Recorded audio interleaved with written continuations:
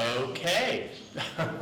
Welcome everybody to the Mobile Museum of Art. I'm Stan Hackney. I'm the curator of art and audience engagement, and we really appreciate you all coming out tonight. You're in for a real treat. The PowerLines Poets, for those of you who don't know them, are the bomb. They're over there. They've performed here a number of times over the years, and we love them, and I think they love us too. Absolutely. And anyway, but I really appreciate y'all coming out. Tonight is to celebrate Yvonne Wells, who is the artist who has done this story quilt. She's known for her story quilts. This particular one is on loan from the Montgomery Museum of Fine Arts, and it is about the Negro Baseball League called the Great American Pastime.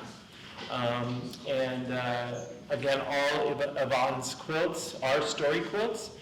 She started out a long time ago, basically out of need or necessity, making quilts for her children to keep warm in cold winters. She lives in Tuscaloosa, by the way. So that's just a little bit about her. There's more detailed information if you want to read it and some other stuff here. Also, point out that we have a quilt over here, another story quilt by Yvonne that we are lucky enough to have in our collection. And this one is about the taking down of the Confederate flag at the state capitol in Montgomery. And you can kind of see three little black children down here trying to take the flag down, and three white people trying to keep the flag up. So she's, so that's kind of the basics of these two quilts. We also have a display over here, for anybody who's interested, of some collection of baseball cards, because there were quite a few very famous, some of the most famous baseball players, African American, who lived and worked here in the Mobile area. So tonight's program, I just want to give thanks to the City of Mobile for their funding, Alabama State Council for the Arts, and Art Bridges. But in the meantime, I've rambled enough, and I just want to thank you all again and invite you to, for the evening with the PowerLines Poets. And I'm going to let them introduce themselves, and here we go. Yo, say word. Word. My conviction and assuredness will not ever be muted. My spiritual awareness is one that is deeply rooted in the knowledge my ancestors left me, making me conscious of the fact that I am descended from royalty. Made in God's image, so I am designed flawlessly, yet there are those who try to tell me my magnificence doesn't exist, all the while trying to match the fullness of my lips and my hips. Understand me when I tell you I take pride in my melanated skin, wearing it like a badge of honor, knowing this is an armor not everyone can function in. I am warrior, healer, nurturer, all these combined, and that's fine, because for centuries, Black women, we shouldered these responsibilities and done so flawlessly. And we'll continue. Holding together our family structures, protecting ours by any means, bruised but not broken, dying on our feet, never living on our knees. We are super women, ladies, never forget, you are queens. Because we're warriors from different tribes, therefore I shout my chakras. I want you to catch these vibes, because yes, we are proud, and yes, we are strong. You see, this poetry, it's our battle cry, it's our song, so we shout it out to the top of our lungs. We are our galaxy. You can call it Samsung. You see, this melanin silk tends to blank bodies like quilts, so we hold our heads high so our ancestors don't die, because it's okay to be weak, and yes, it's okay to cry, but never give up on yourself, for you rely, because we are kings, queens. We are life within itself. So cherish your life, liberty, prosperity, abundance, and health. Say word. This is the heavenly sins. There's no way you can defeat. My ancestors died and they marched away from T-God's stay. Repping the kingdom, that's my plan. I am an example of positive progress and change, but I had to free my mind from shackles and chains. When it all falls apart, churches have to be made. I see blessings on my people like it's nothing to say.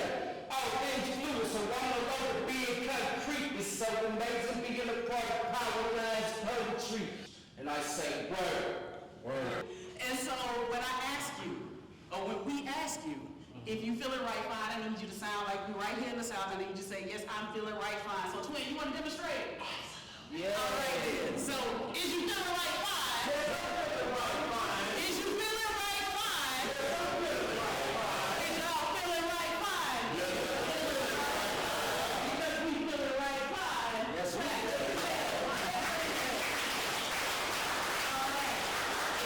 So we just had to do a little bit of an intro. My name is Roz, aka Catharsis the Poet. This is Mr. Eternity Everlasting and Mr. I'm Just Being Honest. We are 3 of 7 members of PowerLines Poetry. Before we get started with the pieces that we pulled together, first off we want to thank the Mobile Museum of Art for allowing us to be a part of such an amazing exhibit. Y'all clap for them.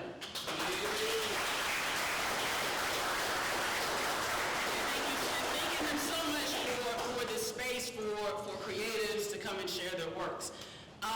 So what we did was, with Stan, he gave you a synopsis and a summary of the works of Miss Yvonne Wells, and what we did was pull together poems based on these exhibits that we saw.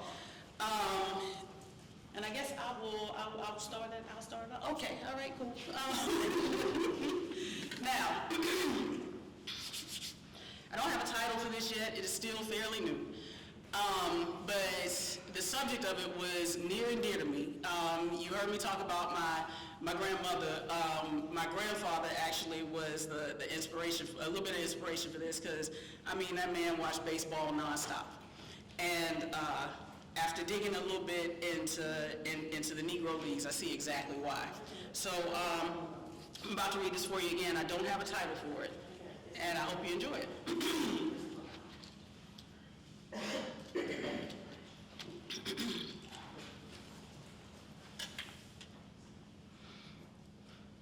When circumstances will not allow you a seat at the table, ingenuity will make you create a table of your own, which is why in 1920 we created a league of our own, the Negro Leagues.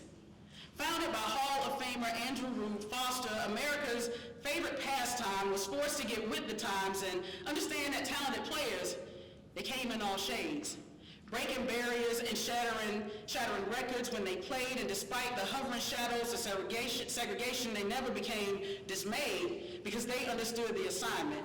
And during a time when the Klan still marched through the streets of Mobile, Alabama on February 5th, 1934, Henry Herring was born. One of 7 siblings, he showed love for the game early on, and at the age of 13, he saw number 42 on that diamond, igniting a fire in him that would not be put out, and rarely would he be stricken out because his abilities and talents were God-given. And everything about Mr. Aaron seemed to be purpose-driven. Pursuing his dream around the age of 16, he left home with just 1 pair of pants and a ham sandwich in his duffel bag, and just $2 in his pocket. And when he made it into the Negro Leagues, he didn't wait for the opportunity. For the opportunity to start knocking, he kicked through the door and tore it off his hinges.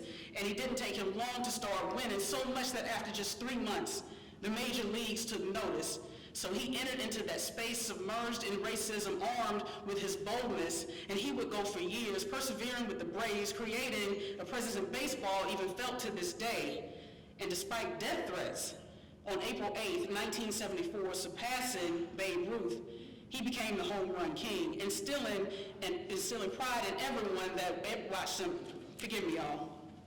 And despite death threats, on April 8th, 1974, surpassing Babe Ruth, he became the home run king, instilling pride in everyone that watched with every swing, every hit, every base that was stolen. Call him King Midas because everything he touched was golden. He's the reason why my grandfather would never miss a game. He is the reason why that street in Hillsdale and that stadium were given his name. A true blessing to the sport, and for his sacrifices, we give him thanks. We salute you and your accomplishments, Mr. Henry Aaron, aka Hammer and Hank.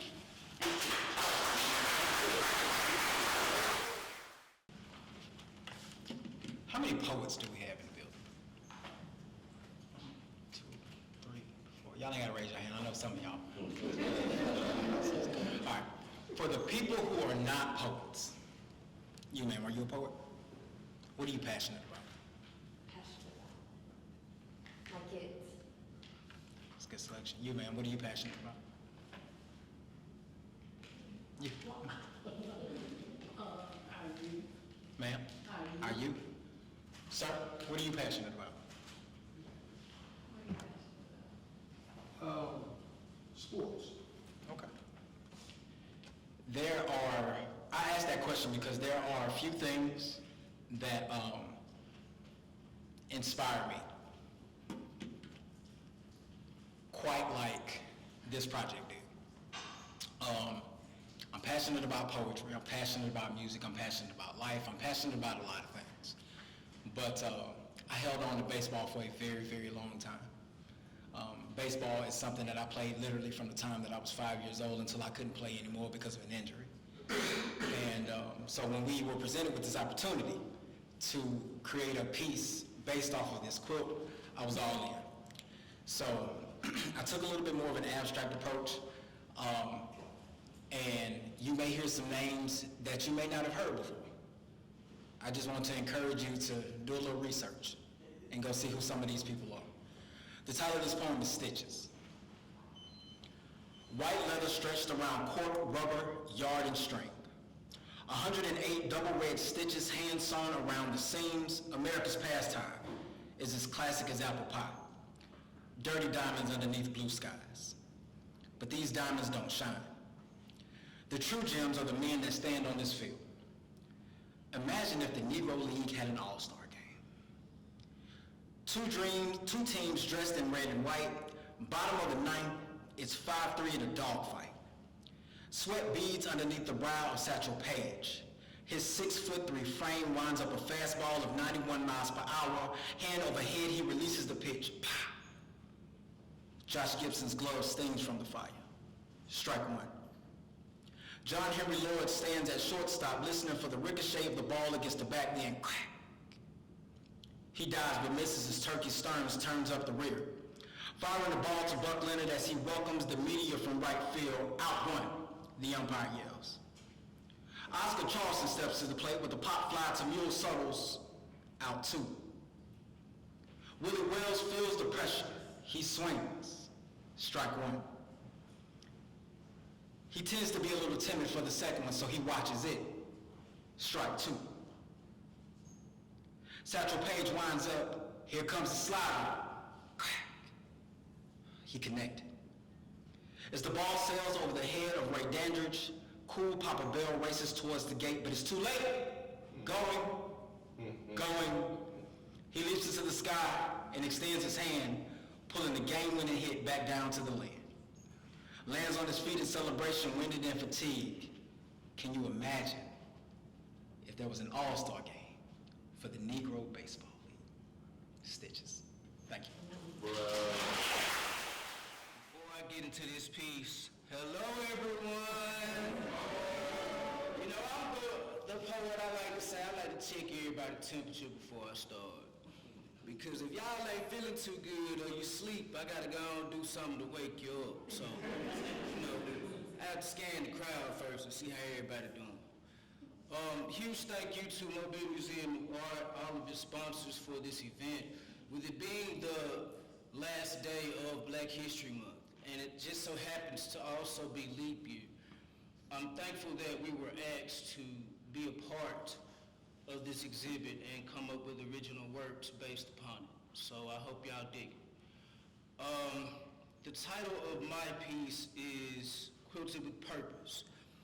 And I chose to focus more on Yvonne Wells as a person and as an artist. I can imagine the temperatures are almost piercing to the soul. The reality of the time is it's 1979 and it's literally cold. As a teacher, Yvonne Wells was used to being creative. Brilliant minds oftentimes lead to fulfillment in empty spaces. A woman from Alabama with no prior sewing experience saw a need for her children and didn't mind filling it.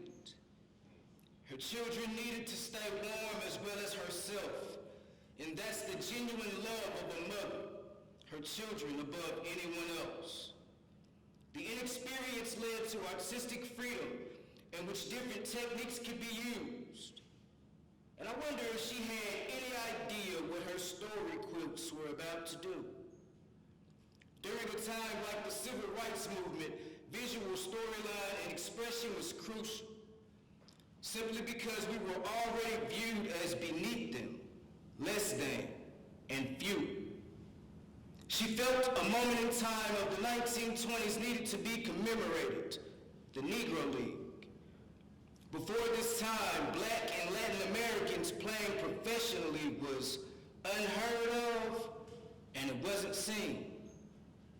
Imagine that. Not even allowed a game of baseball if your skin wasn't white.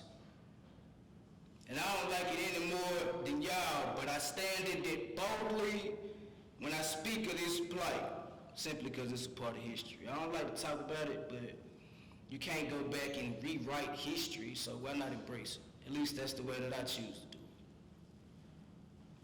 it. The Negro League consisted of those excluded from Major League Baseball due to segregational laws. Yet until 1947, they were highly successful despite their color downfall. It was in this year that Jackie Robinson defied the odds, playing for the Brooklyn Dodgers, integrating color into baseball.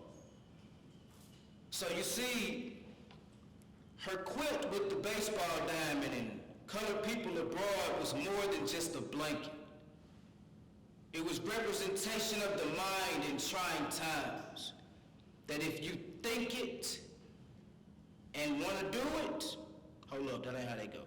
It was representation of the mind in trying times. You can do it if you think it. Appreciate y'all. Hey y'all, I'm Jess Banks. I'm a poet. I'm also an artist. I have my stuff around town. Those are two of my passions, but another passion that I have is advocating for mental health. And I think that, you know, as much as everyone talks about it, there's still a lot of taboo, I guess, struggles within there. You know, people talk about depression and anxiety, but when it gets to certain other struggles, we kind of, you know, back off a little bit. So my poem is about one of those struggles. Note to self. I'm writing a letter to myself in my skin. It's already so lengthy and getting longer by the second. Now that I think of it, I suppose I should begin. With the beginning, as most things should, with accidents and falls, from learning to walk and riding a bike, and spending too much time in the sun, and getting my ears pierced at 7 at the mall with a piercing gun. Wasn't that fun? A change of pace happened at 11 with the loss of a friend, gone too far before his time. It was too big for my young mind to handle, and I expressed it in the strangest way. I regret it to this very day because it worked. There was no instruction or shows or social media to teach me different ways to hurt myself or how deep you shouldn't go. All I knew is I felt and I didn't, in a way I would run.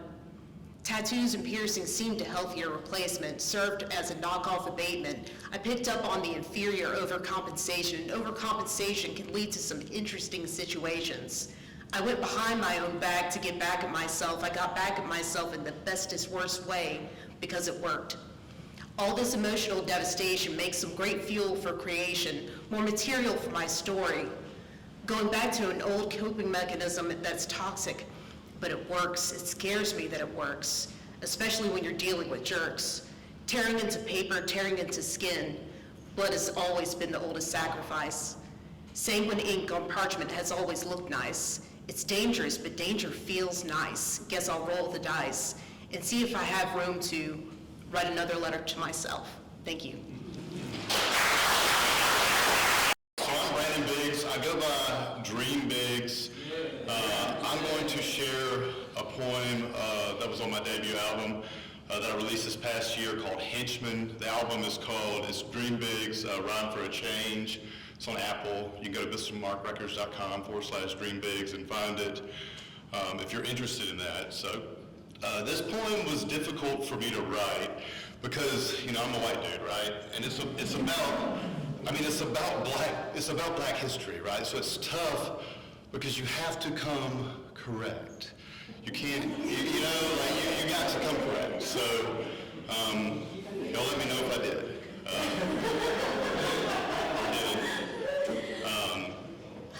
So I want to talk about back in the day when the KKK would just lynch men. Now we got a new generation of black babies growing up like grenades just pull that lynch pin. Then we got the gall to allow the same men to become the law and then exempt them. Cops walking around like some henchmen. Martin Luther had a dream of a smarter future, but them government shooters pinched him. If I'm lying, I'm flying, y'all. This is wild. Did y'all know that the King family was awarded an undisclosed amount of money in the 1999 civil trial? You know, they say truth is stranger than fiction, and some say it was written, but then they X'd out Malcolm. But how come? You see, he had a dangerous vision. He was angered by the wisdom that these Anglos didn't want no justice in this system. I had to picture this, right? So the feds ran the door. Shoot the Florida Bethel Lampton, a 21-year-old Fred Hampton dead in his bed, planted a handgun and said that he planned to use to fight the man. But my only question is, why did he have any rights, Miranda? And before you think I'm pandering, like an American tourist in China ordering food in perfect Mandarin, I'm just understanding of this, shh, says Harriet Tubman, fully aware of the gunmen dispatched by the sheriffs and government that find escaped slaves who wasn't where they was when they were supposed to be. They left their post, they fled. I laugh, because it sounds like a joke to me, because we're all endowed by our Creator with certain unalienable rights. That's right. We're supposed to be free. Thanks, y'all.